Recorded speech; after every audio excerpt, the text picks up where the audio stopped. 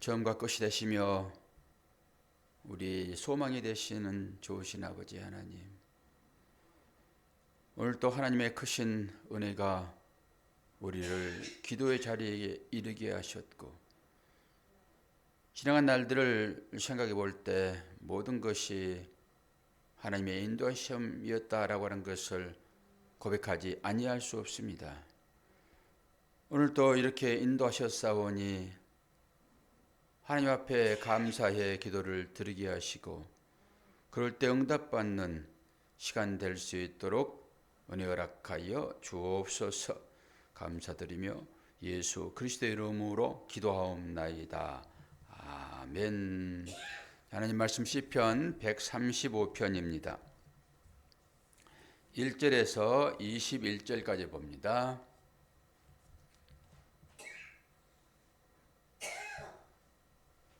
권사님 물 드릴까요? 물 드려? 저도 막 기침을 해가지고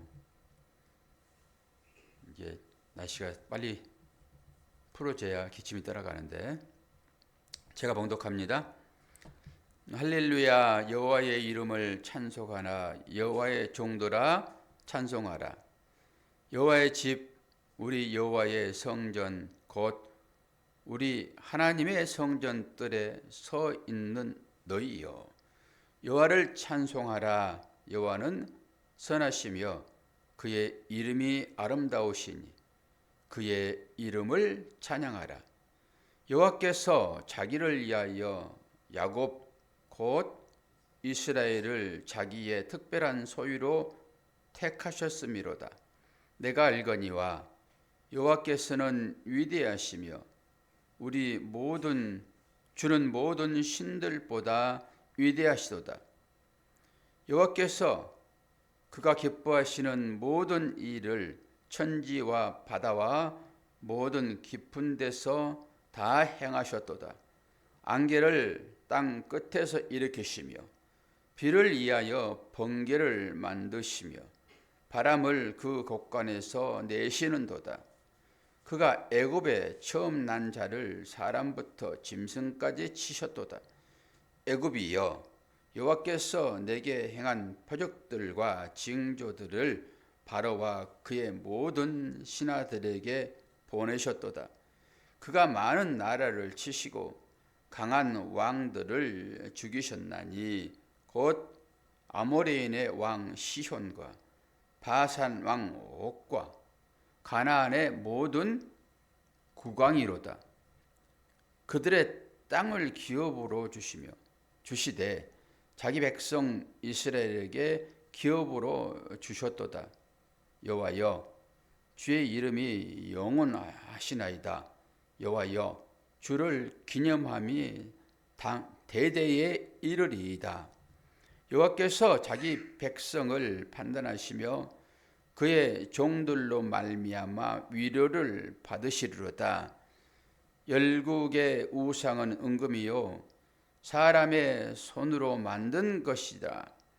입이 있어도 말하지 못하며 눈이 있어도 보지 못하며 귀가 있어도 듣지 못하며 그들의 입에는 아무 호흡도 없나니 그것을 만든 자와 그것을 의지하는 자가 다 그것과 같으리로다. 이스라엘 족속아 여호와를 송축하라. 아론의 족속아 여호와를 송축하라. 레위 족속아 여호와를 송축하라. 여호와를 경외하는 너희들아 여호와를 송축하라. 예루살렘에 계시는 여호와는 시온에서 찬송을 받으실지어다. 할렐루야. 아멘. 오늘 135장 1절은 이렇게 시작합니다. 할렐루야. 이렇게 시작합니다. 할렐루야. 할랄, 그런 찬송하라, 송축하라, 이런 의미가 있죠. 야는 그냥 야훼의 줄임 말이죠. 그래서 여호와를, 하나님을 송축하라, 찬양하라, 이런 얘기예요. 할렐루야는 처음부터 그렇게 시작이 되어지잖아요. 할렐루야, 여호와의 이름을 찬송하라. 여호와의 종들아 찬송하라. 계속 이어지고 있는 것을 보지요. 1절에서 4절까지가 전부 그렇습니다. 하나님을 찬양하라.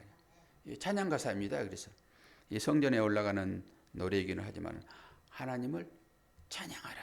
그리고 19절에서 20절까지 다시 한번 또 반복되어지죠. 이스라엘 족속아 여호와를 송축하라. 아론의 족속아 여호와를 송축하라. 앞에 있는 찬양이나 뒤에 있는 송축하라, 이 말은 같은 얘기입니다. 이게 이제 바라크라는 단어를 쓰는데요. 바라크는 복이잖아요.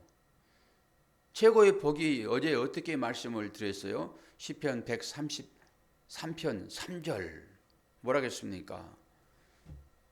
하나님께서 복을 명하셨나니 그 복은 뭐라고요?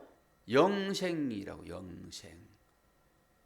복 받았다라고 하는 것은 영생을 소유했다 이런 얘기라고 말씀을 드렸습니다. 그리고 어제 그 영생이라는 것은 오히려 영원히 산다라고 하는 그 의미보다는 앞에 부분 형제와 동거함이,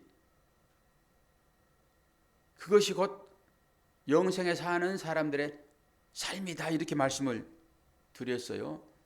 그리고 거기에 나오는 바라크, 이게 오늘 송축하라 이런 얘기예요. 송축하라.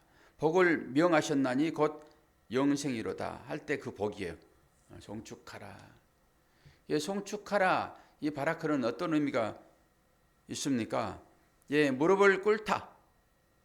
그리고 축복하다. 복을 주다. 예, 마지막에 찬양하다. 이런 뜻이 있어요.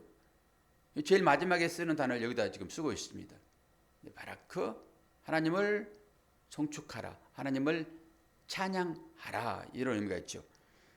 그래서 전반부에도 하나님을 찬양하라 이렇게 얘기를 하고 있고 마지막에도 하나님을 송축하라 이런 얘기를 하고 있으므로 우리의 삶 모든 것이 다 하나님께서 찬양을 받으실 만한 내용이다라고 하는 것입니다. 그럼 어떤 얘기를 하고 있습니까? 8절에서 12절을 한번 볼까요? 8절 12절. 그가 애굽에서 처음 난 자를 사람부터 짐승까지 치셨도다. 그리고 애굽이여 여호와께 내게 행한 표적들과 징조들을 바로와 그의 모든 신하들에게 보이셨도다. 어떤 때 이러한 일들이에요 이게?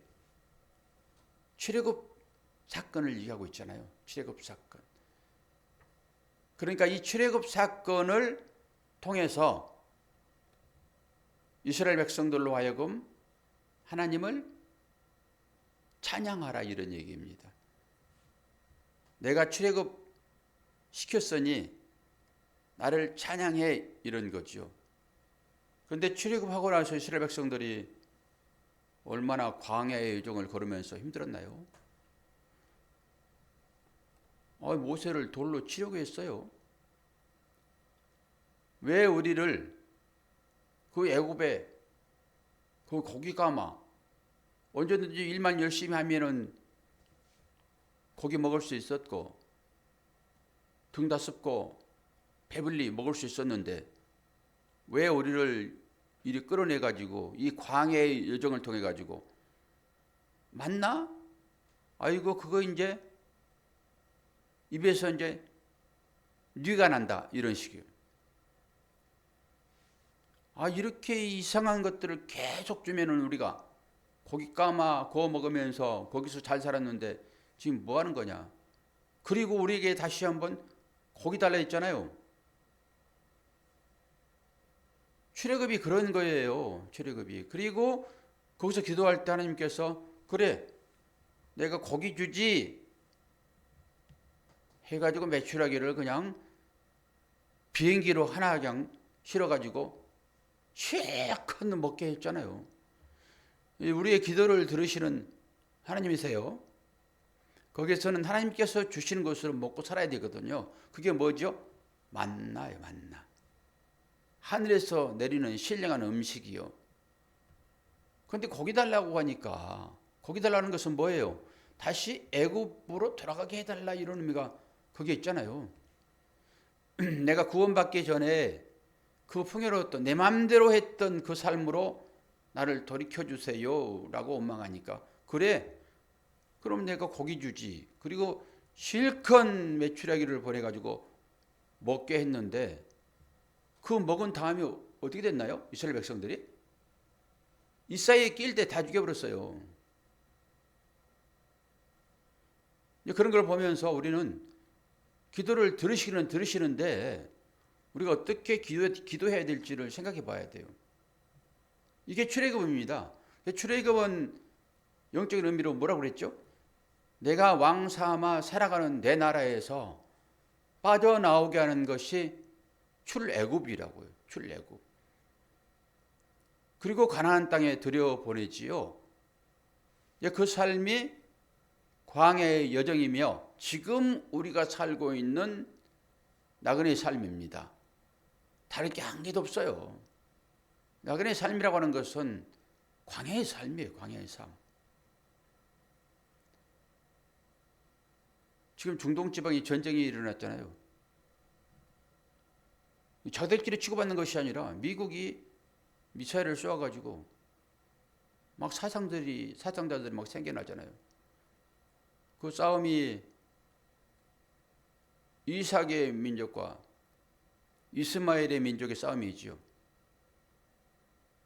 미국 그 사람들은 영국에서 건너간 청교도들이에요. 그게 오직 온전한 신앙을 갖자라고 해가지고 건너갔다고요. 영국이 이제 국교가 되면서 이상해졌거든요. 근데 그 사람들이 지금 미국에 많이 상류층을 잡고 있는 유대인들이에요. 유대인들. 그들이 이스라엘 사람들 아닙니까?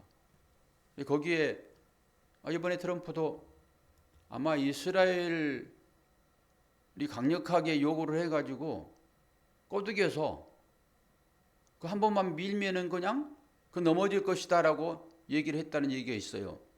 한 번만 그냥 폭격하면은 그들이 다 꼬리 내릴 것이다 라고 해가지고 폭격을 했는데 전쟁의 양상을 여러분 잘 보십시오. 그 포탄이 떨어질 때, 미사일이 떨어질 때 그것을 방어하는 것이 패트리트 3거든요. 그게. 근데 그게 뭐 12억씩 이렇대요. 한 방에. 그런데 저쪽에서 지금 날려버리는 것은 무인기예요. 무인기. 그건 뭐 비싸봐야 몇 천만 원이고 그러니까 몇백 대 1 이런 식으로 소진되는 거예요. 무기가 많은 나라가 이제 이길 것이다라고 얘기를 하고 있는데 어떻게 될지 몰라요. 전쟁이 지금. 이런 시대를 맞고 있다고 우리가. 이게 제3계 3차 전쟁으로 일어날 수도 있고요. 정말 우리 기도해야 됩니다. 우리는 아무런 일이 없으니까 주가가 팍팍 올라가고 그러니까 우리 서민들에게는 뭐 그것이 의미도 없지만은 경제가 잘 될 것이다라고 하는 이 아니라는 생각을 버리셔야 돼요. 언제 세계 대전이 일어날지 모른다고요. 기도해야 돼요. 하나님만이 우리의 삶의 전부이시다.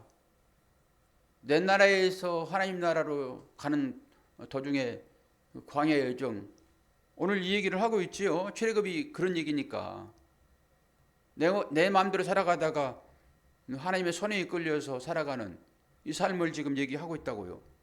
그리고 나서 19절에서 15절에서 18절을 볼까요? 15절에서 18절 열국의 우상은 은금이요 사람의 손으로 만든 것이라. 입이 있어도 말하지 못하며 눈이 있어도 보지 못하며 귀가 있어도 듣지 못하며 그들의 입에는 아무 호흡도 없나니 그것을 만든 자와 그것을 의지하는 자가 다 그것과 같으리로다. 이 우상을 만든 사람들이잖아요. 우상을 숭배하는 사람들이잖아요. 이 우상은 오늘 보니까 어떻게 됐어요? 아무것도 아니래요. 입도 없고 만들어졌지만은 아니 목공이 우상을 만들 때 사람의 형상으로 만들죠. 눈도 만들고 코도 만들고 귀도 만들고 입도 만들고 그러면서 이들이 말한다. 그리고 세워놓고 복을 그 앞에 빌잖아요. 하나님을 우리가 그렇게 섬기지 않는가를 보시한다고요. 마지막에는 어떻게 된다고 얘기하고 있습니까? 그들처럼 된대요. 우상을 섬기면은 우상처럼 된대요. 그럼 그 만든 자가 어떤 자예요? 만든 자. 우상을 만들어 팔다가 하나님의 손에 이끌려서 자기 고향을 떠난 사람이 누구였어요? 아브라함이죠. 그러니까 이 우상을 만들어서 그걸로 생계를 유지했던 아브라함에게 물어보면 돼요. 그 우상 만들어서 팔았더니 아브라함이요. 그때 어떻네요? 그리고 그 우상을 버리고 나왔더니 또 어땠나요? 이거 물어보셔야 돼요. 만든 자에게 물어봐야죠. 만들어 팔아서 그걸로 생계를 유지하는 사람에게 물어봐야죠. 그리고 그것을 버리고 나온 그 일이 자기에게 어떤 의미가 있는지 물어보셔야 되잖아요. 우리가 그 삶을 현재 살고 있으니까 그 이후에 어떻게 됐습니까? 물어봐야죠. 우상을 섬겨서 그것으로 우상을 만들어서 그걸로 팔아가지고 생계를 유지하는 삶이에요. 그리고 그 당시에는 시족사회였잖아요. 거기를 떠나서는 위험 가운데 노출될 수밖에 없어요. 누가 보호를 해줍니까? 자기 공동체를 떠나면은 사람들이 언제든지 강도가 돼가지고 그 사람을 죽일 수 있는 이런 환경인데 적막하니 그 당시 무슨 법이 있었습니까? 힘이 있으면 그냥 때려 죽이고 다 소유를 빼앗아서 자기의 소유로 그냥 삼는 것이 그 당시였잖아요. 그러니까 아브라함은 자기 아버지 데렐을 통해서 우상을 만들어서 팔아서 그걸로 등다섯고 배부르고 그렇게 사는 사람이에요. 그래도 장사하는 사람들은 낫잖아요. 근데 우리는 하나님께서 아브라함을 불렀을 때 아브라함이 순순히 믿음으로 나왔을 것이다 라고 얘기를 하지만은 저는 그렇게 안 봅니다. 순순히 그가 믿음으로 나왔다고 그럴까요 과연? 이것을 우리는 어디에서 찾아볼 수 있습니까? 아브라함과 함께 있었던 아브라함의 조카 롯을 보면 알 수 있습니다. 그 똑같이 같은 생각을 가지고 사는 사람들이에요. 그 사람들이 다. 그 조카를 데리고 나왔을 때 조카는 뭐 따로 살았습니까? 아브라함처럼 그렇게 살았겠죠. 그런데 롯이 어디로 들어갔습니까? 소돔과 고모라 성으로 들어갔잖아요. 네가 동하면 나는 서하고 네가 남하면 나는 북으로 할게. 네가 원하는 것으로 가라 해가지고 롯이 아주 풍요로운 호화찬란한 그런 것으로 터를 삼아 갔잖아요. 혹여 우리가 그걸 추구하면서 살고 있지 않는지 잘 보셔야 됩니다.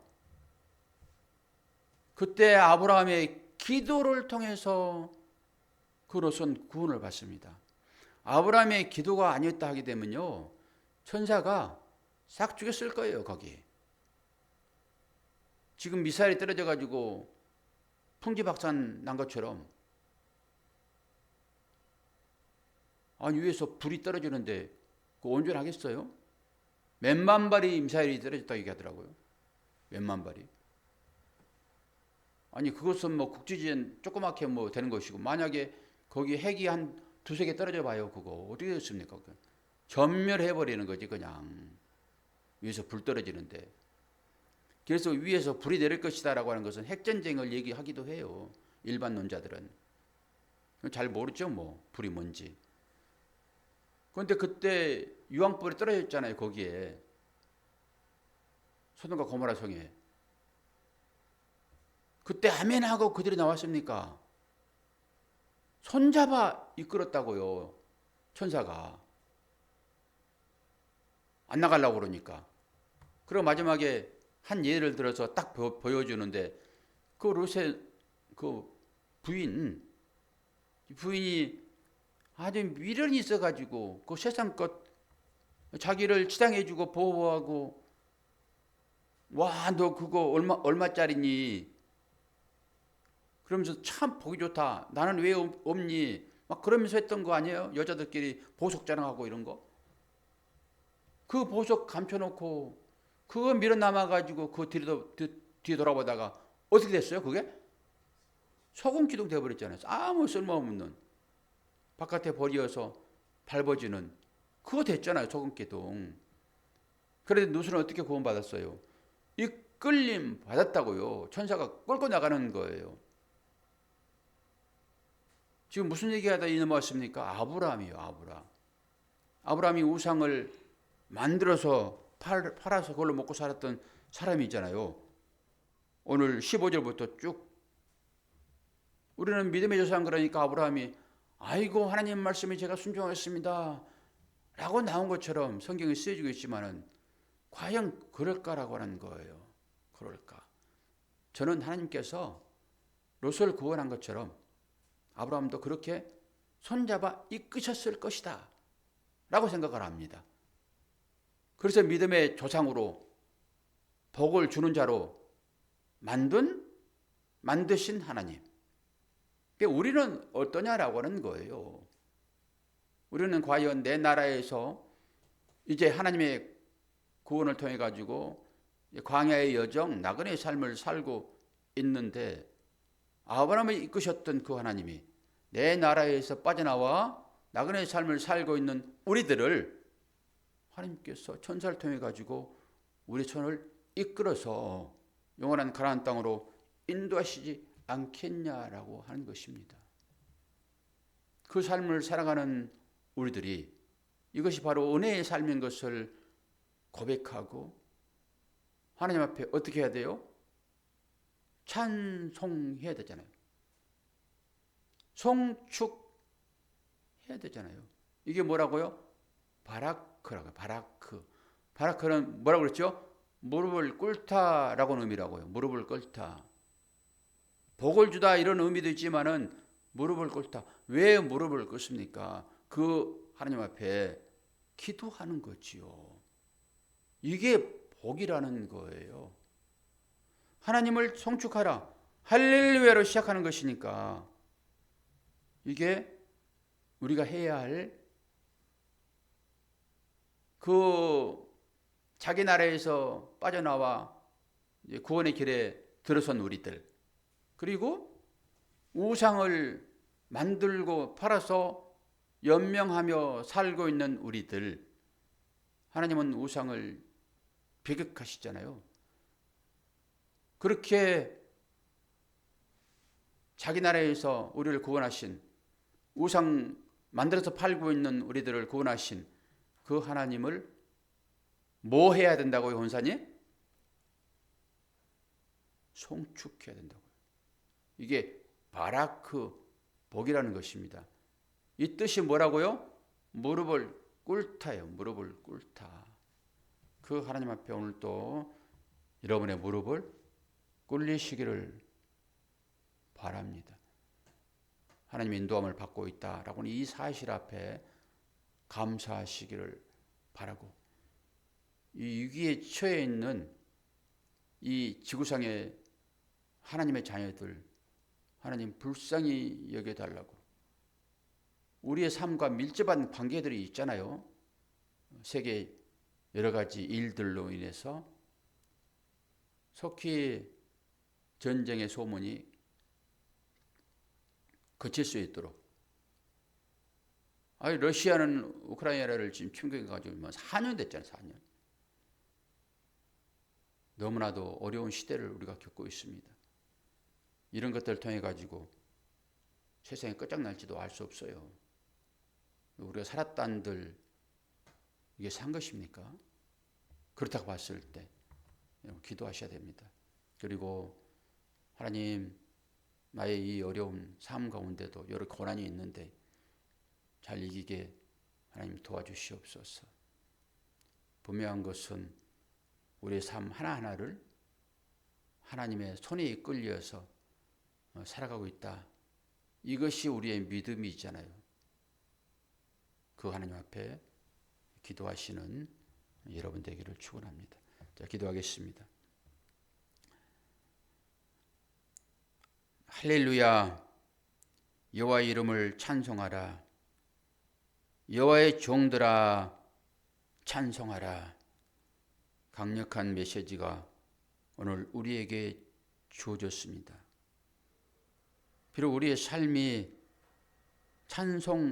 찬양할 수 없는 그런 삶처럼 느껴질지라도 하나님은 이스라엘 백성을 이끄시어서 가나안에 인도하신 것처럼 우리들도 그렇게 광야의 여정을 걷게 하시면서 여러 어려움을 만나게 하실 때 우리들은 다시 한번 하나님의 손길에 이끌림 받고 있다는 이 사실 앞에 감사로 찬양하게 도와주시고, 어떤 환경 가운데 있을지라도 우리의 손을 놓지 아니하시는 그 하나님의 은혜에 감사로 제사를 드릴 수 있도록 도와주시옵소서.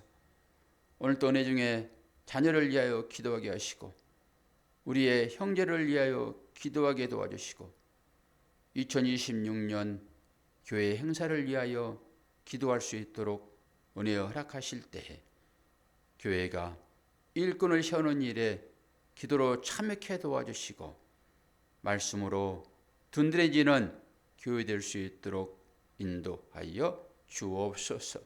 감사드리며 예수 그리스도의 이름으로 기도하옵나이다. 아멘.